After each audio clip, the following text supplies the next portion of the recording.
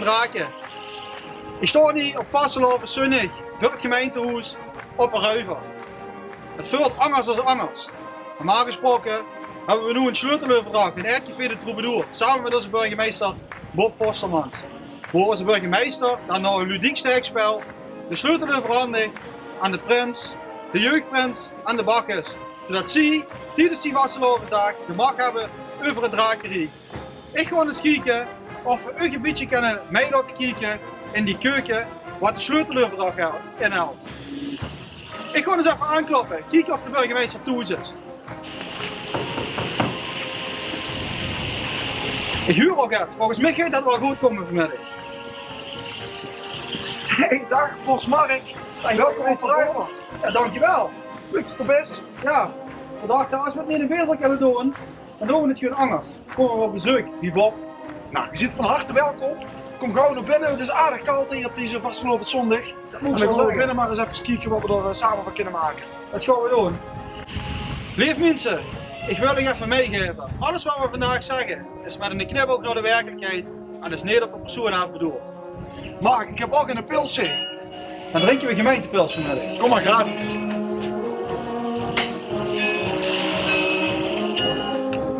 Hey Bob, hoe is het? Zondagmiddag. Normaal gesproken ga ik me klaarmaken voor de sleuteloverdracht. Ik heb ze er wel het tweede jaar goed vanaf.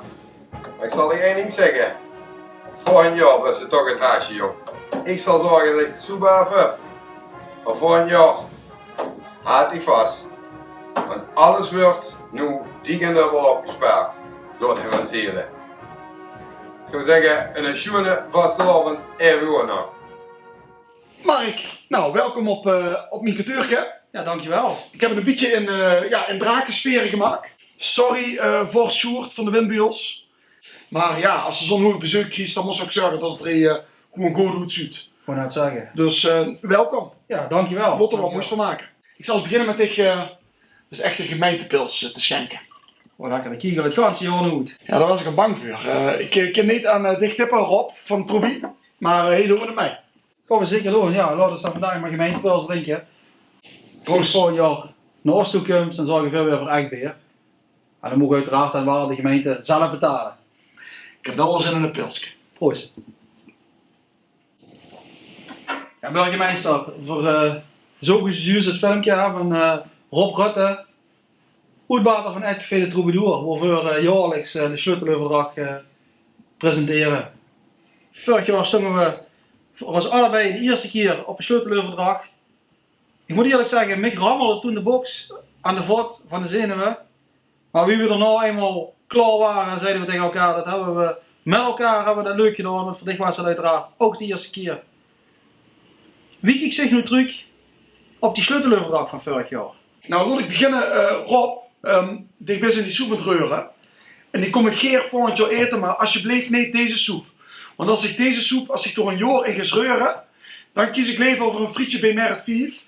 En dan drink ik bij dicht wat dat pilsje. Dus die soep, prima. Maar maak volgend jaar alsjeblieft even een pan nieuwe soep. Maar, ja Mark, laat ik zeggen, ik kijk heel positief terug op onze eerste sleuteloverdracht. Wat ik vertel, die eerste keer als Fors, komt voor mij natuurlijk ook de eerste keer als burgemeester zeg maar in die rol. En ik ben ook heel erg blij dat, net voordat zeg maar, echt de corona toesloeg, dat ik dat zowel hier op Ruiver als ook in Bezel heb mee mogen pikken. Want dat was inderdaad een unieke ervaring. We hebben dus door goed de draak met elkaar gestoken en dan kijk ik positief op terug. Dat doe ik wat minder overigens op de Drakenkapel. Want hoewel het wel sympathieke jongens zijn, vond ik wel dat ze daar aardig neven het spelen waren. Niet in de moord, niet goed opletten. En bij alle toch wel scherpe grappen die ik door gemaakt heb, waren ze net te laat met door even nog de buurt op in te spelen. Dus daar heb ik weer op goed gedaagd. En daarmee hoop ik dat ze het volgend jaar wel echt iets beter doen. Ja, ze hebben natuurlijk een jaar extra om dan ook te repeteren, die kapel. Ja, want op mij speelden ze wel goed in, maar ja, dat is natuurlijk een beetje de chemie wat speelt tussen de Voors en de Drakenkapel. Dus doorgestoken kaart maken. Je hebt dat van tevoren geoefend, denk ik. Ik zou zeggen, doe kennis volgend jaar ook gewoon 3 keer naar de repetitie gaan kijken. Repeteren op maandagavond, die zijn zo rond de klok van 10:30 klaar. En dan zien die best in voor het steekpenningen van de burgemeester. Weet ik zeker. Nou, ik ga proberen met gemeentepils kijken hoe ver ik kom. En dan gaat het volgend jaar volgens mij helemaal goed komen. Dan weet ik nu alweer dat die volgend jaar achter mij kan staan als ik met gemeentepils aankom. Geen enkel probleem. Ik ben er al bang voor. Ja, laten we eens even gaan kijken wie dat zich in de deur allemaal afspeelt nu. En wat er leeft onder de mensen. En vooral ook ja, misschien wel wat er niet leeft. Laten we eens gaan kijken naar het filmpje van de Drakenkapel. Ik ben benieuwd.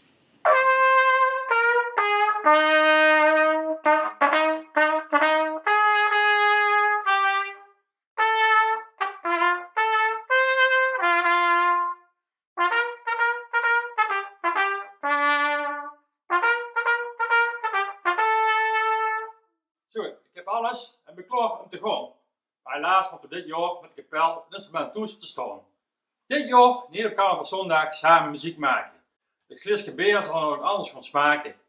Maar niet getreurd, van jaar zien we weer bij terug. Met de kapel, Tom Deksels en natuurlijk mijn pruik. Lief draken en draakinnen. Blijf gezond en pas goed op elkaar en op onszelf. Dan hebben we volgend jaar zeker een vaste lovend vanzelf. Maar goed, dan ga ik vandaag met een hond wandelen. Hoi! Ja, burgemeester. Geen vaste loven in ons Drakenriek. Geen nieuwe Drakenprins, Jeugdprins of Bakkes. Geen vaste lovend. Mijn vaste loven is her uit Pie. En ik denk dat van heel veel drakennen en draken. Het is raar. En een rare tijd. In oktober hebben we een groot overleg met de windbuurs. En ja, ik als burgemeester ben ook bij aangesloten.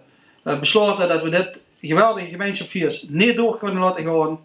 Ja, dat is eigenlijk gewoon in één woord verschrikkelijk. Maar ja, het feest wat vastelavond had, dat is een belangrijke bijzaak. Ja, ik was ook vastelavondsvierder in Herdenieren, want dat hebben ze vorig jaar op de Sleuteleuverdag wel laten zien. Veel activiteiten ook af moeten lassen dit jaar in het eerste jaar als burgemeester. Ja, wie kijkt ze nou terug eigenlijk als ze daar ja, vanuit hun eigen ogen op terugkijkt? Ja, mijn vaste loven zegt dat beuk. Tegelijkertijd moeten we er ook samen gewoon het beste van maken. En als ik terugkijk inderdaad op al die dingen die we eigenlijk met elkaar zouden beleven afgelopen jaar. Niet alleen de vastelovend, maar ook alle andere evenementen die we gewoon als gemeente normaal heel vanzelfsprekend vinden. Ja, dan is het in dat opzicht wel echt een beetje schraal geweest. En dat is pijn. Tegelijkertijd ben ik trots op het feit dat wij inderdaad samen hebben gezegd in oktober van dat moeten we nou gewoon even niet doen.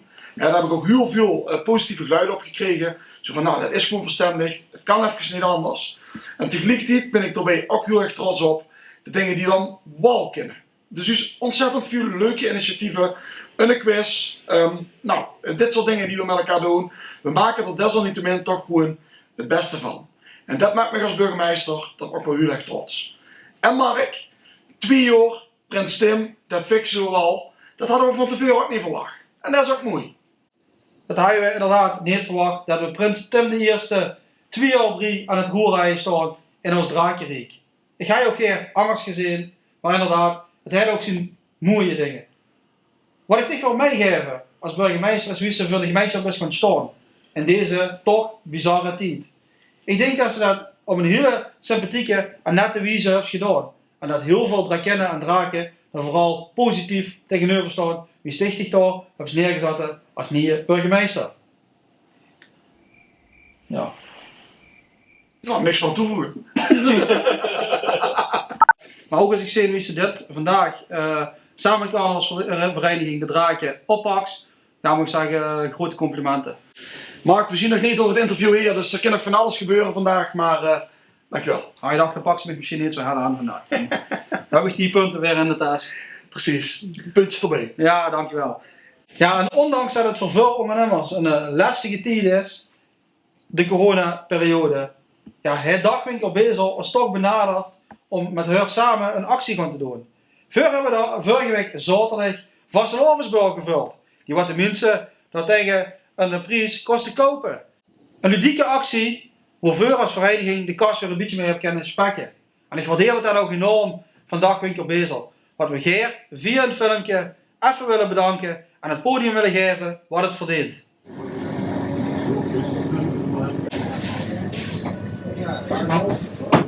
Ja, namens de vereniging willen we natuurlijk de Dagwinkel in Bezel hartstikke bedanken. Want ja, natuurlijk, zoals iedereen weet, is het voor veel ondernemers een hele moeilijke tijd. Maar we zijn natuurlijk fantastisch dat de dagweek tot een actie duidt, zodat veel als vereniging ook nog het weekend verdienen.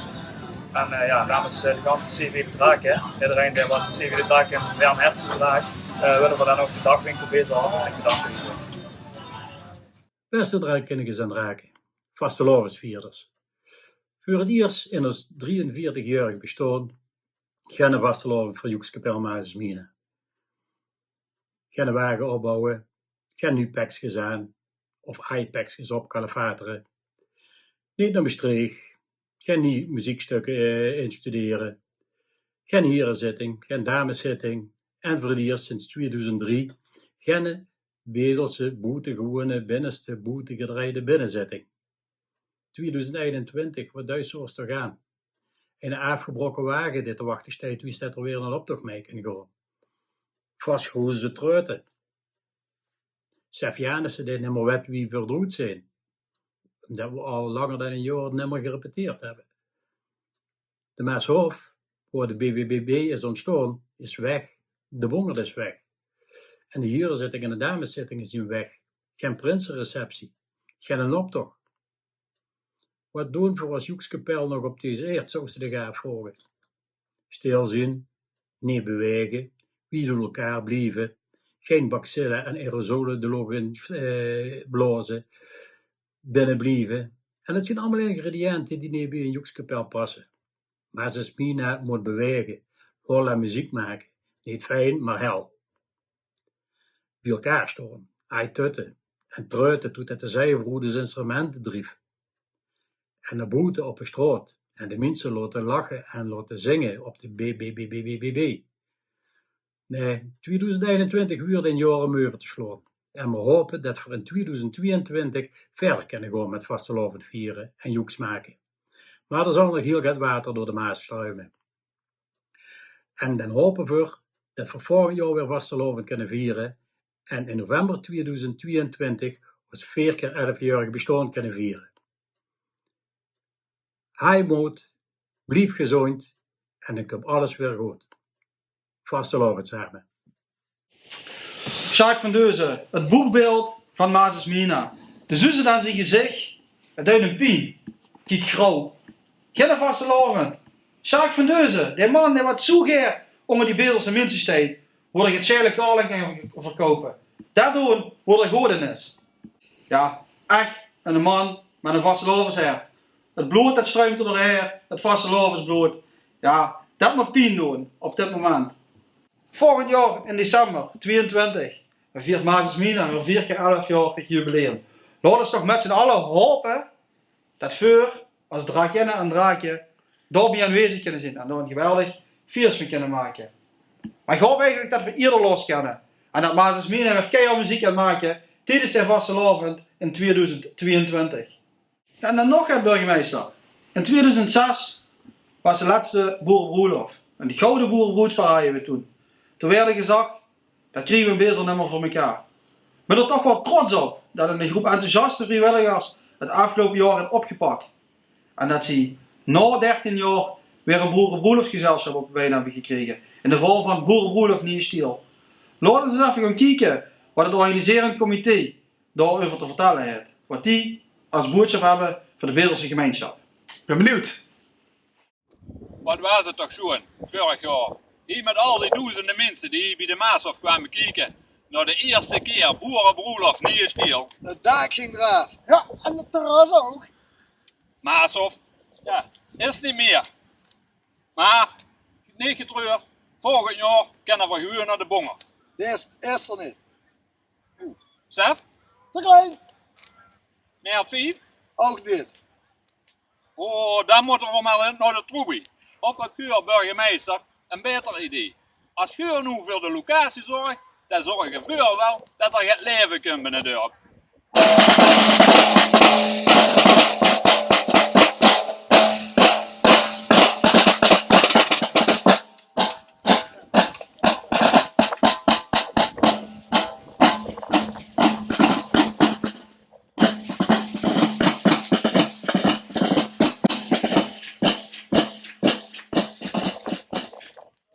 Maar ja, dat werd wel een probleem.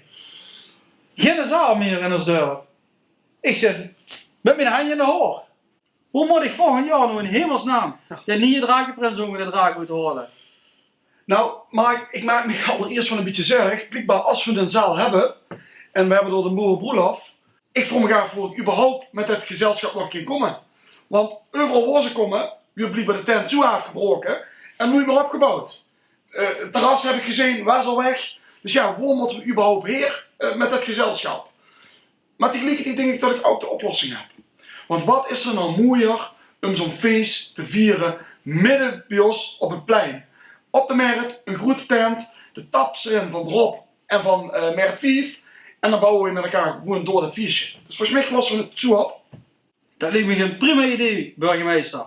Dan kan fijn Mert 5 samen met Rob van de Troubadour dat samen in die tent uitbaten. Ja, wat ze, als ze denken dat die nog steeds geen hoes is in ons fijne gemeente, dan wil ik de broers er neer. En dan zal ik door een fijne stretcher voor ik neerzetten. En dan kan Stig, zonder de overigens voor te hoeven betalen, want ik neem aan dat Stig die tent gewoon financiert voor ons. Nog fijn met die vaste lovensdag slapen. En dan kunnen we samen, want dat is de dag verdienen toes, biedig toes een glaasje bier drinken. Ik denk dat voor de deal nu weer moet sluiten. Mensen, drakennen en draken, je ziet de 22 allemaal welkom. In Bezel op een merk, in die tent.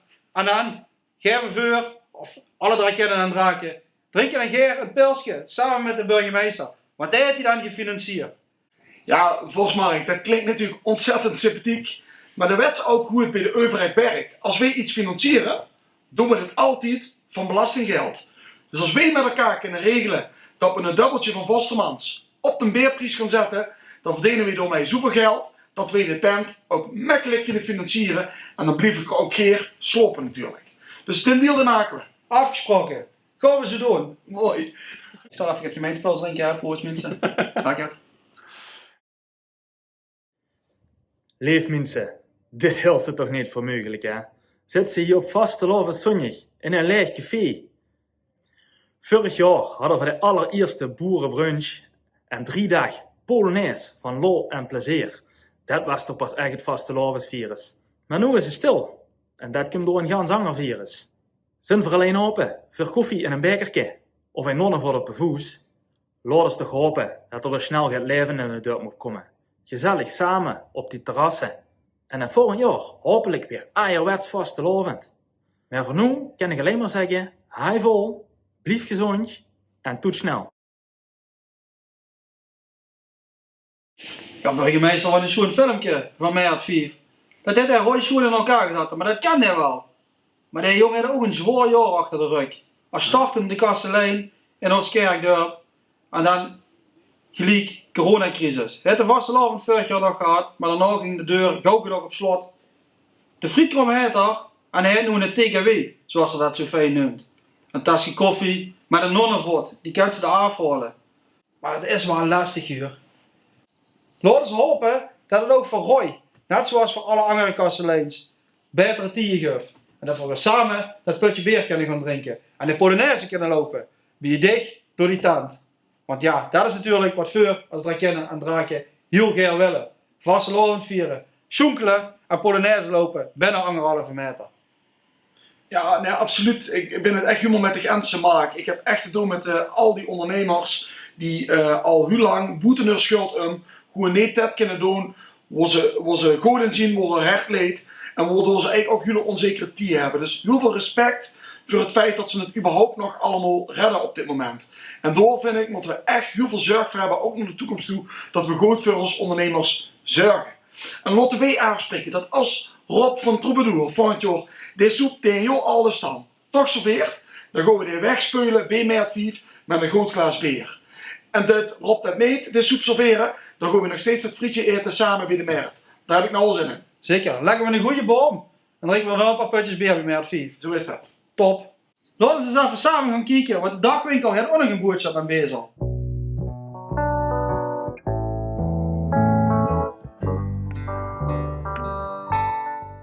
Beste inwoners van Bezel, beste draken en drakinnen, want het is tenslotte vastelovend. We gaan even middag terug naar januari 2020. Januari 2020 hebben we de knoop samen doorgehad om te zeggen van Bezel moet net zo'n mooie winkel krijgen als we weer ook in Oost-Amerika hebben. Met de voor u allemaal bekende zin blij in Bezel worden we weer ontzettend blij om hier naar Bezeltal te komen. Na de aankondiging op Facebook worden de reacties dan ook overweldigend. Maar toen kwam tante corona voorbij en moesten we weer met de stille trom open. Geen receptie en geen mogelijkheid om ons aan het vuur te stellen. Maar hier kwam gelukkig allemaal naar ons en vertelde wie blij dat hier met de winkel wordt. Service en aandacht, daar wordt hier op zoek.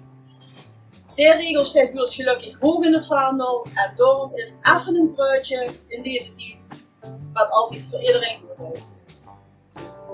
Nu we een jaar verder zien, kijken we terug op een jaar met een aantal pieken, maar ook een aantal dalen. Zit hier net zo enthousiast over onze winkel en stellen we de vraag, vertel het vooral verder en laten we samen Dagwinkel Bezel op de kaart zetten.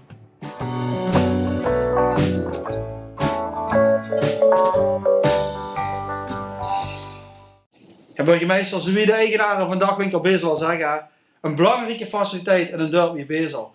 En niet zozeer voor de jeugd, wat het natuurlijk ook hartstikke gemakkelijk is dat ze dicht bij huis heel boodschappen kunnen doen. Maar zeker voor de ARLU, want die kunnen ze niet met een rollator of voor een scootmobiel elke keer naar op een ruivel laten kratsen. Blij dat die supermarkt er is. Ik denk dat zeker als burgemeester er ook blij mee is met een supermarkt in Kerkdorp Bezel. Maar het is denk ik heel belangrijk dat inderdaad de voorzieningen voor het dorp Bezel ook gewoon behouden blijven. Dus dat moeten we met elkaar koesteren. Maar dan zien we ook samen bij, op het moment dat we er samen ook spulletjes kopen, kan zo'n ondernemer ook overleven. Dus dat juich ik van harte toe. En dan is het maar, beste markt, dat als ik hier naar de Ruiver en naar de Offenbeek kijk, ja, dan niet te laat boeren qua voorzieningen. Dus Bezel, zorg goed voor uw eigen ondernemers, zorg goed voor die voorzieningen en dan blijft het dorp ook leefbaar, zoals dat nou ook is. Ja, zeker. Geen enkel probleem in Drakenriek, want dat is minder leegstand als op een Ruiver. Dus laten we met z'n allen Bezelse mensen zo haaien. Zo is dat. Ja, burgemeester, ik benoem ze het net al, die school. Wem komt er niet keer in Bezel? Zelfs de nieuwe voorzitter van de windbeurs van Opperruiver, die brengt door de week meer tijd door in Bezel, wie de Draken, als in zijn eigen dorpje Ruiver. Wie trots best naam als voorzitter van de windbeurs eigenlijk. Roy Linsen is ook directeur van de basisschool Het Spik in Bezel. En hij zorgt dus ook voor een stukje leefbaarheid en toekomst voor ons Bezelse kinderen.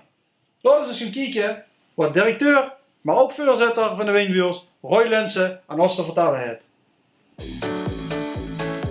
Lief draken en drakinnen, vastelovende zondag. Voor mij dit jaar geen zwart pak met een voorzittersmedaille. Geen kinderoptocht op een ruiver, geen vastelovend met die man van de windbeurs. Dan ga ik maar eens op pad hier door het Drakenriek op zoek waar nu die nieuwe school eigenlijk moet komen.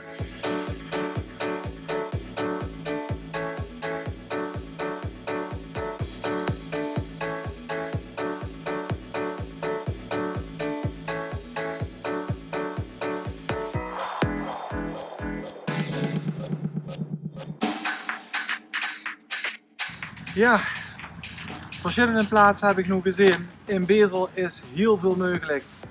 Wem gaat nu het gouden ei leggen? Beste drakenvriend, ik denk dat ik tegen nog heel dik om rood kom vragen. Maar ik ga eerst vastelovend vieren op Ruiver. Ja, die school, dat is ook wel een dingetje. Die huidige locatie, die verduinen hier. Moeten ze daar nu mee voor de kerk op het plein? Naar de voetbalclub? Naar de gymzaal? Ik heb werkelijk waar geen idee. En de directeur van de basisschool zit de huur ook niet. Roy Linsen zei het al, Draak, kom ik dan weer helpen? Laat het gouden ei uit in de draak rollen. Ja, ik ben bang dat de draak dat alleen niet paraat gaat krijgen. Want de burgemeester heeft er toch ook een belangrijke stem in. Voor zijn blie in Bezel. Maar we hebben die hulp zeker nodig. Word ik zeg dat die show gaat komen? Maar laat ik eerst eens zeggen dat het natuurlijk ontzettend luxe is dat er zoveel plekken zijn waar zo'n school zou kunnen landen. En misschien wel op de plek waar het nou ook al leed. En ik ben er echt van overtuigd dat de mensen uit de dorp zelf, samen met de gemeente en samen met de school, echt wel de uitkomt waar die school het beste kan landen. Daar heb ik alle vertrouwen in.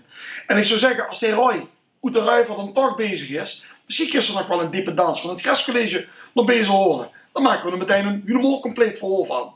Ik heb er wel zin in. Hoe nou het zeggen, want dat zou alleen maar goed zien. Ook voor de toekomst van mijn kinderen. Ja, zeker. Ze zullen maar naar Ruiven moeten vanuit Bezels perspectief, Mark. Ja, dan zal de directeur er toch wel komen horen, denk ik. Want hij komt toch verrekte keer in Bezel. Maar wat huur ik de Roy Lens nu net eigenlijk zeggen? Hoi je draakje, ik ga op een Ruiver vastelovend vieren.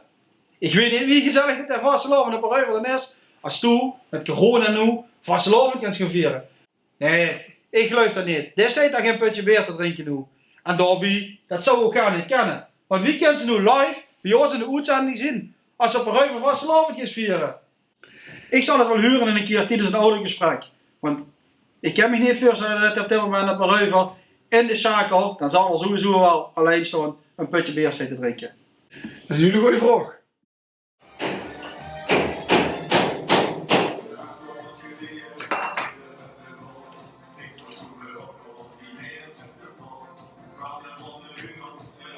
Zo, normaal gesproken zouden we nu carnaval zingen in de sleutelvraag zitten. Met burgemeester Bob. Ja Bob, je ziet me weer. En de prins is toch hem hier, want ik heb al een hoes kunnen kopen in Bezel. Ik hoef mij deze vaste loven de steen te vervelen. De scepter heb ik even aan de kant gelegd en de hamer in de hand, want ik ben druk bezig met ons hoes te verbouwen. Allah! De hoezenjacht, dat is ook een probleem hè. Want ja, water te koop staat, geen wervelbroodjes over de toonbank. En het is eigenlijk alleen maar voor Hollywoodsterren weggelakt, zo liep de prijzen wel. En de zus het wel. Prins Tim de Eerste heeft samen met zijn meisje Lian in Bezel een schone bouwval gekocht. En dat gaat hij samen wel fixen. Die kreeg dat wel klaar. Die was ook wel bekend denk ik met het hoezenprobleem. Want ik wil natuurlijk, samen met die volgende kinderen, ook hier naar dat prachtige dorp Bezel komen wonen als burgemeester. Ja, maar ik heb volgens mij vorig jaar met de sleuteloverdracht niet zo goed opgelet. Want ik heb toen met Prins Tim de deal gemaakt dat hij eerst zijn eigen huisje zou gaan opknappen en dat hij daarna ons huis zou gaan bouwen of zou gaan verbouwen. Dus ik wacht rustig af tot Prins Tim klaar is met zijn eigen huis en dan fixt hij dat wel voor mij. Dan zullen we de deal dan gewoon rondmaken. Prins Tim de Eerste, die kan wel niet de dorpsgrenzen over. Die wil niet een Ruiver gaan klussen. Dus hij wil dat best fixen. Maar dan moesten we wel samen met die volgende kinderen in die prachtige kerk op Bezel gaan wonen. Want dan wil hij dat best voor die fixen, dat weet ik zeker. Maar om die jongen met al zijn materiaal, want hij heeft geen materiaal hier om dat allemaal te fixen, ja, naar Ruiver te sturen of naar Offenbek, ja, dat zie ik echt niet zitten, Bob. Ja goed, ik weet niet of onze prins de dorpsgrens overgaat, dat zullen we dan wel moeten gaan zien. Maar we hadden dat in gedachten. Nou, daar heb ik het al met hem over gehad en dat gaan we niet doen. Dus we willen die best komen helpen, maar dan wel in Bezel. Goed om te weten. Ja, hou je daar rekening mee zou ik zeggen. Ja, lieve drakinnen en draken, op bezoek bij Bob. We zijn aan het ingekomen van deze alternatieve sleuteloverdracht. Ik denk een goed alternatief om een lach in de hoeskamer te brengen. Ik wil burgemeester Bob ook bedanken voor de gastvrijheid. Volgend jaar, ik heb steeds weer gewoon lekker naar het café de Troubadour. Eten we dan vooraf in die sleuteloverdracht, samen een soepje. En dan pakken we daarna een paar putjes beer. Zodat we die lui goed kunnen amuseren. En niet onbelangrijk, dat sticht de sleuteloverkens dragen weer aan een nieuwe drakenprins. Want Prins Tim de Eerste is nu 2 jaar heerser over het drakenrijk. Ik moet eerlijk zeggen, hij fixt dat wel. Maar ik ben hem ook wel een beetje meugend werden nu. Het werd vorig jaar echt wel tijd voor een nieuwe. Lieve drakinnen en draken, voor hebben we nog proberen te amuseren. En een lach op het gezicht proberen te brengen op deze vastelovens zonnig. Ik denk dat het best wel een leuk alternatief was, maar ik hoop wel ook tevens dat het de laatste keer is geweest dat ik deze vasteloven in elk geval, maar ook voor de toekomst, weer in de hoeskamer ben geweest. Want, ik moet zeggen, ik verlang naar saamhorigheid, ik verlang samen een glaasje bier te kunnen gaan drinken en dat voor de lui kunnen gaan amuseren. Ik wil heel graag het woord dadelijk overgeven om af te sluiten aan burgemeester Bob Vostermans. Maar voor ik dat doe, wil ik u drakinnen en draken heel veel gezondheid toewensen. En dat we er met z'n allen voor gaan zorgen dat voor in 2022 hier in onze Drakenborg vastelovend kunnen vieren. Leef mensen, blijf gezond. En namens Carnavalsvereniging de Draken, bedankt voor het kijken. En ik wens u heel veel gezondheid toe. Van nu en in de toekomst. Als afsluiter wil ik dat dit jaar net zoals anders doen door burgemeester Bob Forstermans het laatste woord te geven van deze sleuteloverdracht. Burgemeester Bob, aan u het laatste woord.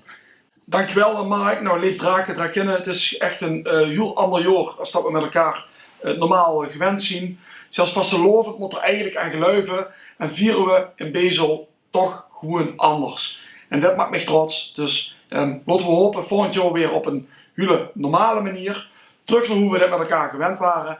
En laten we er tot en tijd gewoon samen iets moois van maken. Blijf gezond, geniet van de tijd en zorg goed voor elkaar. Alaaf. Alaaf. Draken, draken!